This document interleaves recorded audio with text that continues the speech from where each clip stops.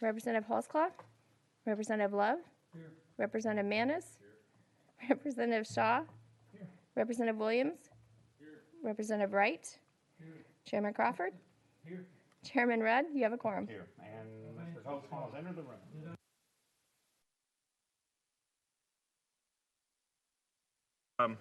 Are there any personal orders announcements? Seeing none. Let's see. First up, if there's no objections, Representative Jernigan has got to present another committee, so we're going to call him out of order from 3 to 1. And seeing no one, HB 0411, item 3 on the calendar will be called up. Representative Jernigan, if you'll present your bill.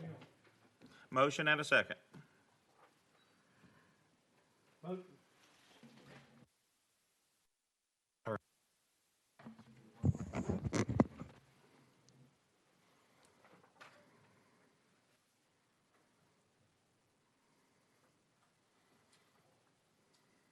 Thank you, Chairman.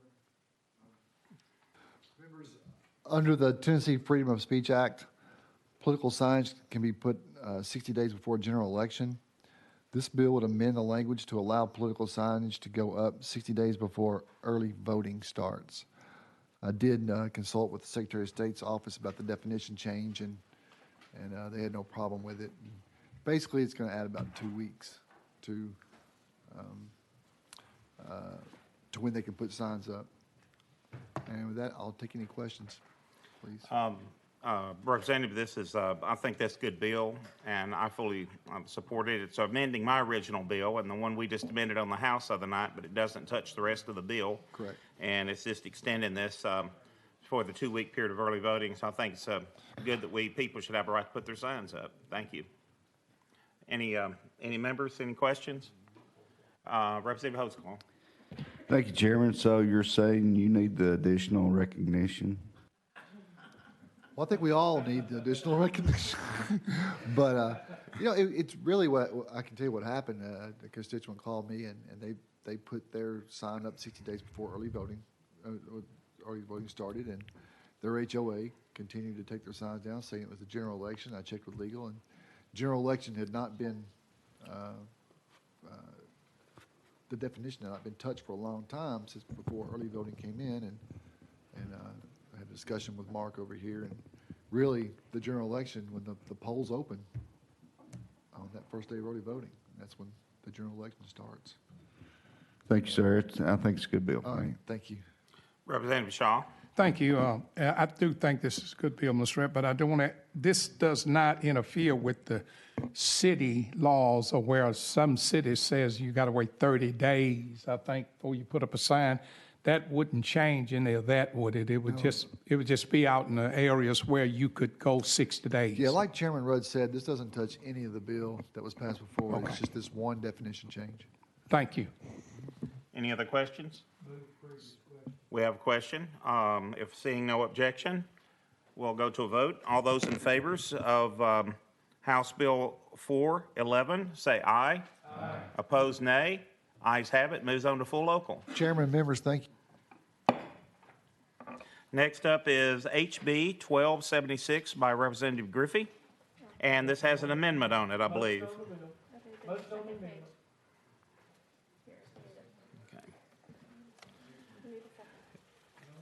I need a first and second. Motion second. Proceed with the bill, and I believe you'd have an amendment. Is it your number? Is it 4656? Yes, Chairman, it is. Motion second on the amendment. Thank you, Mr. Chairman, members of the committee. This bill is an attempt to address potentially private actors getting involved in elections with local and state election officials, and potentially opening up claims to putting the thumbs on the scale for one side or the other side when it comes to elections. What it does is says state election coordinators, commissioners, county election officials shall only accept money approved by federal, state, county officials, unless if it's a private, for other minuscule advertising, providing a voting location or something like that. That's not included. But if it's private funding that's going to help the commission conduct an election, it needs to get approval from the speaker and the lieutenant governor. That's what the bill does. And I believe this is also, it's not on here, it's, I believe this is co-sponsored by Majority Leader Lamberth, Williams, myself, and Crawford. Yes, yes. Chairman, This was it printed is. before then. Yes, This is, I believe this amendment, if I'm not mistaken, is to your original bill, is encouraged and supported by the Secretary of States to address an issue that they're favorable with and supporting. That's correct, Mr. Okay. Chairman, it is, and they're here to answer any questions. And Chairman Representative Crawford? Thank you, Mr. Chairman. I just wanted to clarify one thing and get it on the record. You were speaking of financial contributions and that kind of stuff, but this also, would it not include in-kind contributions not meeting threshold? Yes, Representative Griffey. Yes, Mr. Chairman, it is. It says the State Election Commission, Secretary of State, or Coordinator of Elections shall not accept or expend any grant, gift, or funding from private persons, corporations, organizations, or political parties unless such acceptance or expenditure is approved by the Speaker of the Senate and the Speaker of the House of Representatives. And that also applies for county election officials and administrators. This section does not apply to election information advertising, donations of a location for voting purposes, volunteer labor by citizens of the state, pens, sanitizers, nominal items. So they're trying to just keep everything straight above board. If anybody's going to be contributing a bunch of money to help conduct the election, the speaker and lieutenant governor ought to have a say-so in that. And I got two more representatives wanting to ask a question. I'm going to take a moment of personal privilege. And one thing, I think it was said to me this morning that where this really comes in handy is when we're out of session for the state matters, which is why we need these two to sign off, because otherwise no one's here, and that's been a problem in the past. So it resolved that issue with the Lieutenant Governor and Secretary of State. Exactly. All right. We have Representative Love next. Thank you, Mr. Chairman, and I did have questions about, one, what kind of prompted this bill to come about? Yes, Representative Griffey. I was prompted from news reports that there had been a number of nonprofits formed during the 2020 election, and that they were engaged in helping various election officials in various states conduct their elections. And claims arose that of improper influence and so forth, and this is designed to address, so we don't have claims like that. And as long as the speaker and lieutenant governor are on board with okay with it, I think we'll all be comfortable with it. So that was the intent of it. And Representative Ludmore, go ahead. Yes, thank you, Mr. Chairman. And so, with it being the case, what is the procedure for approval for the lieutenant governor and the speaker to approve an organization? I may have a group of people who want to help with the election process and want to support. So what is the process for that? Yes, Representative Griffey. Thank you, Mr. Chairman, and thank you, Representative Love, for that. I'll certainly defer to legal or state elections coordinator, Mr. Goins. It's my understanding if a local entity wants to accept funds, they should notify the state elections coordinator that they wish to accept them, and then they would pass that to the speaker and lieutenant governor for approval. Any, if not, more Well, Representative Love? if I could, Mr. And I'm just trying to get the threshold for what approval looks like. What would be considered a valid organization versus an invalid one for approval? And you may not be able to answer, maybe someone from legal or someone else could answer. If I could, I'd Yes, defer to legal or state elections coordinator, Mr. Goins. He's here. to Okay, answer questions. do we need to go out of session, or, yeah, we go out of session for legal to answer?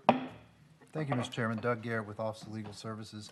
It doesn't spell it out in the bill, but as to procedure, one possibility, and Mr. Goins can add to this, one possibility may be the promulgation of a rule to ensure this sort of process.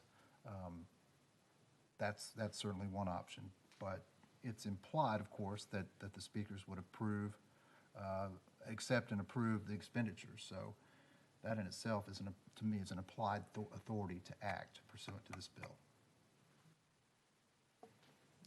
Yes, Representative Griffey. And well. legal prompted me. Oh, let me ask, do we need to go back into session, or you just, I was going to address this to I said we still had a question, you can, we're I was still at just- session, excuse me. legal's comments popped something in my mind. Because our Secretary of State is constitutionally in charge of elections in Tennessee, I would say that approval process would defer to our Secretary of State to set up whatever approval process he wants to do. That's the way I would look at it. May not be correct, but that's the way I would look at it. That's your intent. Any other questions before we go back into, okay, Representative Shaw? Back in session. No, do you want to go back into Yes, session? we can or- go back in Okay. We're here back in session. Representative Shaw, you had a question? Thank you, and just to give you a breath of fresh air, I'm gonna vote for your legislation. So, but I just wanted to ask, would this would not affect in a way, for instance, I run a radio station, and there may be some candidates that I want to support, that I want to give some advertisement to support them. This would not affect that process in any way, would it? Say if I wanted to support you and give you 100 commercials to reelect you, would this bill affect that in any way? Yes, Representative Griffey. It's my understanding it would not. This only restricts our state officials and our county election officials from accepting any outside private contributions. So if you decide to do that, that would be up between you and whatever campaign reporting stuff that we all have to follow, so.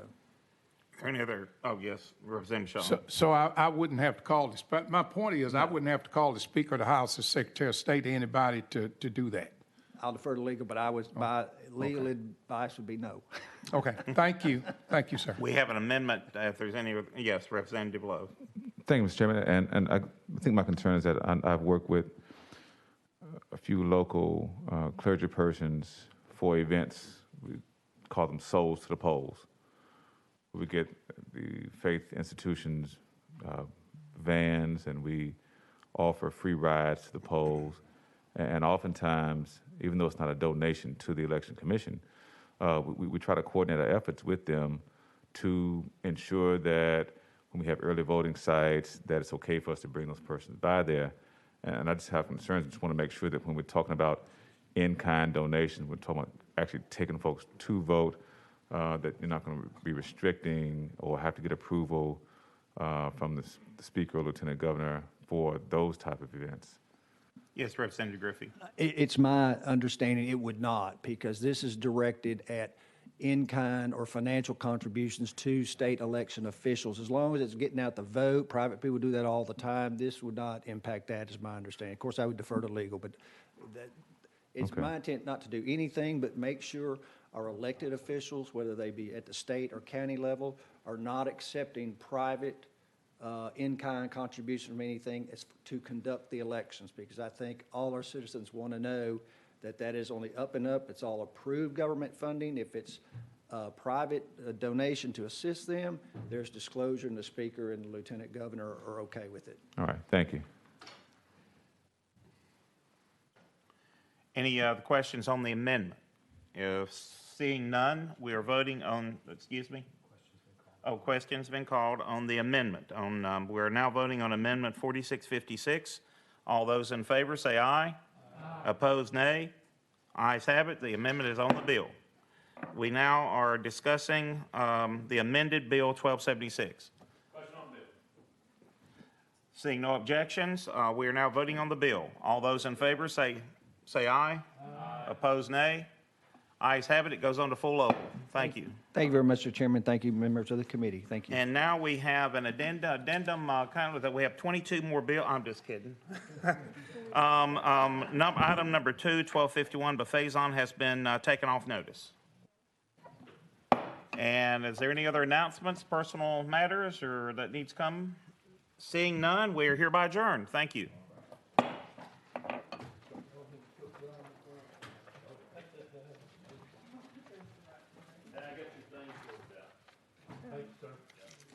I'll take your books since you gotta go to the media.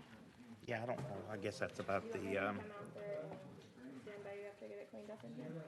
well, I don't think it'll take too long. I ain't got much to say if it's what I think it is.